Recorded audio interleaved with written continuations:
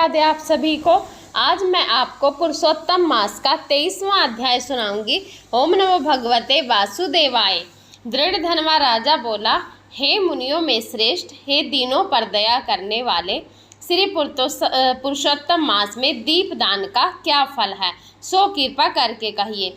श्री नारायण बोले, इस प्रकार राजा दृढ़ धनवा के प्रश्न पूछने पर अत्यंत प्रसन्न मुनियों में श्रेष्ठ वाल्मीकि मुनि ने हंसते हुए विनीत अत्यंत नम्र राजा दृढ़ धनवा से कहा।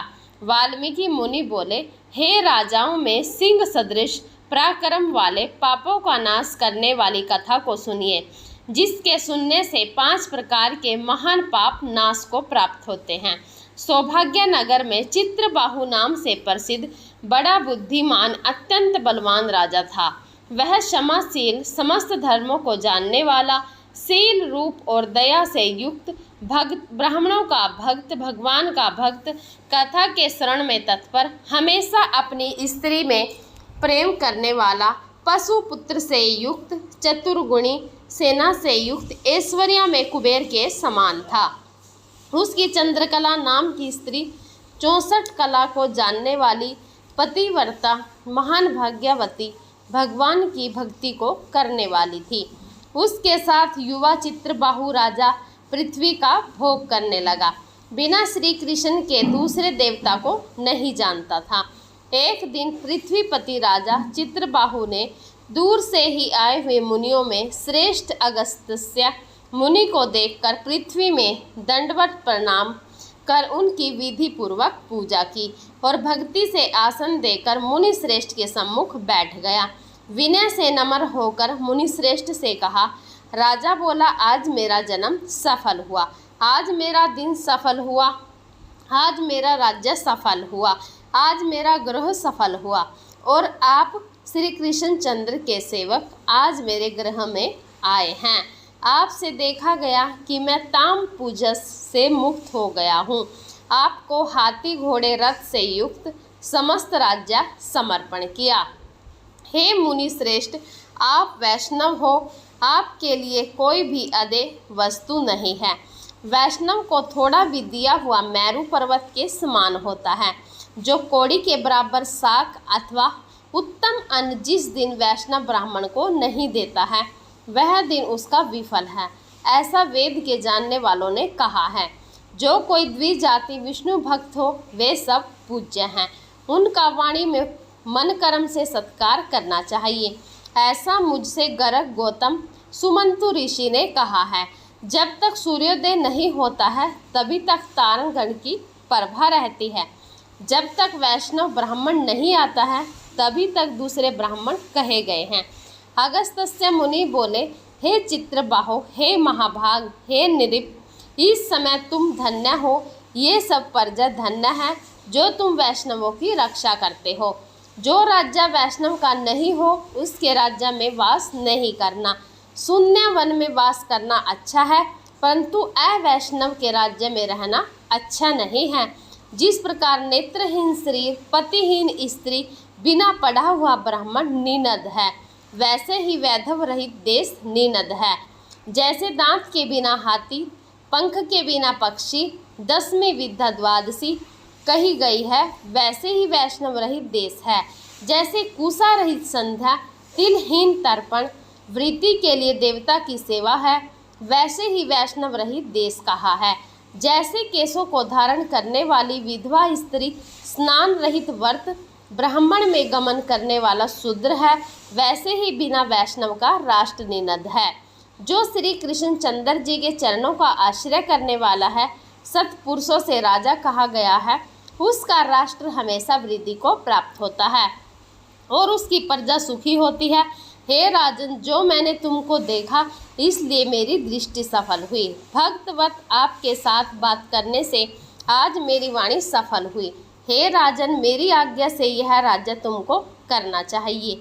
मैंने इस राज्य में तुमको प्रतिष्ठित किया। तुम्हारा कल्याण हो, मैं जाऊंगा। श्री नारायण बोले, इस प्रकार कहकर जाने की इच्छा करने वाले श्रेष्ठ मुनि अगस्त्य को चित्रबाहु राजा की पतिव्रता स्त्री ने परम भक्ति के साथ प्रणाम किया। अगस्त्य मुनि बोले, हे सुभेश, तू सदा सौभाग्यवती हो और भक्ति से पति की सेवा कर। श्री गोपीजन के वल्लभ श्री कृष्ण चंद्र में तेरी सदा दृढ़ भक्ति हो। इस प्रकार आशीर्वाद देते हुए अगस्त्य ऋषि से विनयपूर्वक सिर नवार कर और अंजलि बांधकर चित्रबाहु राजा ने फिर कहा। चित्रबाहु बोला, हे विपेंद्र, यह विपुल लक्ष्मी कैसे हुई? निष्कंटक राज्य कैसे हुआ? यह मेरी स्त्री इतनी पतिव्रता कैसे हुई? और मैंने कौन सा पुण्य किया था? हे विपेंद्र, यह सब मेरे से आप कहिए, मैं आपकी शरण में आया हूँ। हे मुनीश्वर, आप हाथ में स्थित दर्पण के समान सब जानते हो। श्री नारायण बोले। इस प्रकार राजा चित्रबाहु के कहने पर मुनि श्रेष्ठ अगस्त्य एकाग्र चित्त होकर राज श्रेष्ठ चित्रबाहु से बोले। अगस्त्य मुनि बोले, हे राजन, मैंने तुम्हारे पूर्व जन्म का चरित्र देख लिया है। इतिहास के सहित प्राचीन उस चरित्र को कहता हूँ। सुंदर चमत्कारपुर में शूद्र जाति में जीव हिंसा करने में तत्पर मणि गरीब कामधारी तुम हुए।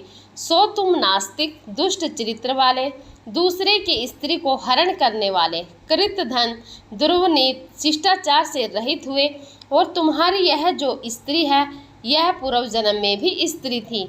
यह कर्म, मन और वचन से पति सेवा में परायण थी। पतिव्रता, महाभागा, धर्म में प्रेम करने वाली, मनस्विनी।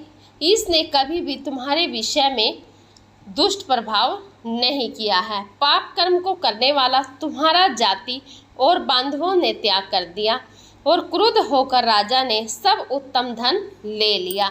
फिर उस समय बचा हुआ जो कुछ अवशेष धन था, उसको जाति वालों ने भी लिया। तब उस समय धन के चले जाने से तुमको धन की भारी इच्छा हुई, परंतु धन के नाश होने पर भी मन मलिन होकर इस पतिव्रता ने तुम्हारा त्याग नहीं किया। इस प्रकार सब लोगों से तिरस्कृत होने पर तुम निर्जन वन को गए। हे महीपते, वन में जाकर अनेक पशुओं को मारकर अपनी आत्मा का रक्षण किया। इस प्रकार स्त्री के सहित जीवन निर्वाह करते हुए धनुष को उठाकर मणिग्रीव मृग के मांस को खाने की इच्छा से बहुत से सर्प और मृग से भरे हुए वन को गया। उस मनुष्य रहित वन के मध्य मार्ग में उग्र देव नाम के महामुनि दिशा ज्ञान के नष्ट हो जाने से व्याकुल हो गए। हे राजन, मध्याह्न के समय त्रिश से अत्यंत पीड़ित हो वहाँ ही गिरकर मरणासन हो गए। उस समय रास्ते को भूले हुए उस दुखित ब्राह्मण को देखकर तुमको दया आई। उस ब्राह्मण को उठाकर उसको साथ लेकर तुम अपने साथ लेकर आश्रम को गए। उस दुखित ब्राह्मण की तुम दोनों स्त्री पुरुष ने सेवा की। एक मुहूर्त के बाद उस समय महायोगी उग्रदेव चेतनता को प्राप्त हो आश्चर्य करने लगे कि मैं वहाँ था, यहाँ कैसे आ गया? उस वन के बीच से कौन लाया? श्री नारायण बोले। मणिग्रीव ने उस ब्राह्मण से कहा कि यह सुंदर तालाब है, इसमें कमल नेनी के पुष्प से सुगंधित शीतल जल है। हे ब्राह्मण, उस शीतल जल में स्नान करके मध्याह्न की क्रिया करके फलाहार करें और सुंदर शीतल जल का पान करें। इस समय मैंने रक्षा की है, आप सुख से विश्राम करें। हे मुनि श्रेष्ठ, आप उठिए और आप कृपा करने के योग्य हैं। अगस्त्य जी बोले। उस समय उग्रदेव ब्राह्मण शर्म रहित सावधान हो मणिग्रीव का वचन सुनकर तृषा से व्याकुल हो उठा। हे चित्रबाहु, मणिग्रीव की भुजा पकड़कर वट वृक्ष से शोभित तालाब के तट पर जाकर बैठ गए। वट की छाया में बैठकर क्षण मात्र विश्राम कर स्नान और नित्य कर्म कर वासुदेव भगवान का पूजन किया। देवता पितरों को तर्पण कर सुंदर शीतल जल को पान कर उग्रदेव ब्राह्मण शीघ्र वट के मूल भाग में आकर बैठ गए। पत्नी सहित मणिग्रीव ने मुनि श्रेष्ठ उग्रदेव को नमस्कार किया और अतिथि सत्कार करने की इच्छा से विनय युक्त वाणी से बोला। मणिग्रीव बोला, हे ब्राह्मण, आज मुझको तारने के लिए आप मेरे आश्रम को आए। आपके दर्शन से मेरे पाप नष्ट हो गए। इस प्रकार उस ब्राह्मण से कहकर प्रसन्न मणिग्रीव स्त्री से बोला, आई सुंदरी, जो जो स्वादिष्ट पके हुए फल हैं उन आमर फलों को तुम जल्दी लाओ। विलंब मत करो हे शुभानने, और जो कुछ कंद आदि हो उनको भी लाओ।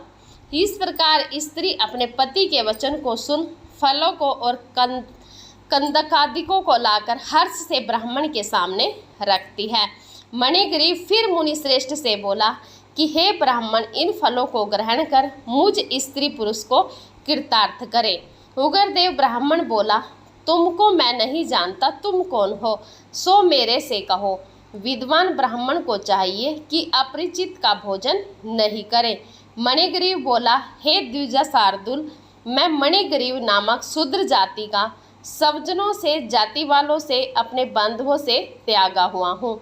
इस प्रकार शूद्र के वचन को सुनकर प्रसन्न आत्मा उग्रदेव ने फलों को खाया, बाद जल को पिया। ब्राह्मण को सुख से बैठे देखकर मणिग्रीव उग्रदेव ब्राह्मणों के पैरों को अपनी गोद में रखकर दबाता हुआ फिर वचन बोला। मणिग्रीव बोला, हे मुनि श्रेष्ठ, आप कहाँ जाएंगे? इस निर्जन, जल रहित, हिंसक तत्वों से भरे दुष्ट वन में कहाँ से आए? उग्रदेव बोला, हे महाभाग, मैं ब्राह्मण हूँ, प्रयाग जाना चाहता हूँ। इस समय रास्ता न जानने के कारण भयंकर वन में चला आया हूँ। उस जगह थकावट और प्यास के कारण क्षण भर में ही मरणासन हो गया। बाद तुमने मेरे को प्राण दिया। हे मणिग्रीव, बोलो तुमको मैं क्या दूं? हे मणिग्रीव, तुम दोनों स्त्री पुरुष ने किस दुख के कारण वन में आश्रय लिया है? उस दुख को मुझसे कहो, मैं उस दुख को दूर करूँगा। अगस्त्य मुनि बोले। इस प्रकार उग्रदेव ब्राह्मण के वचन को सुनकर अपनी स्त्री के सामने उस मुनीश्वर उग्रदेव की प्रार्थना कर दरिद्रता समुद्र को पार करने की इच्छा वाले मणिग्रीव ने अपने कर्म के भयंकर फल स्वरूप वृत्तांत को कहा। जय श्री कृष्णा। राधे राधे। आप सभी को आज की वीडियो यहीं पर समाप्त होती है।